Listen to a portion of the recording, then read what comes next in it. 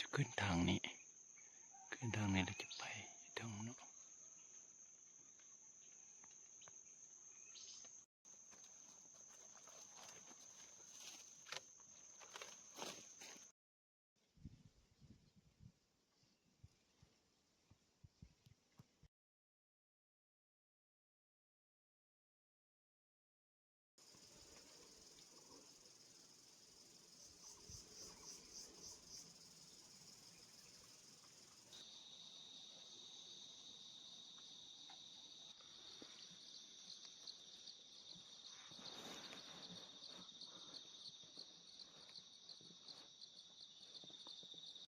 ซึ่งฤดูกาลนี้จะเป็นฤดูกาลหญ้าเนาะของพวกคนที่มาตอนใดฮะนะ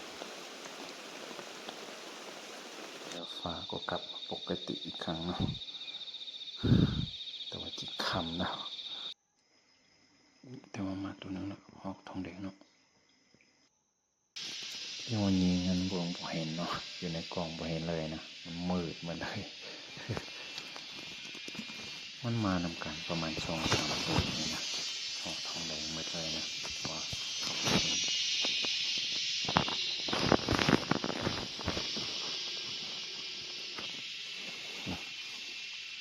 ตัวผู้ละใครตัวมันตัวผู้ตัวใหญ่ขนาดนั้นเมื่อกี้มันอยู่2-3 ตัวนะเลยยิงตัวนึงแต่ว่าในกล้องก็เห็น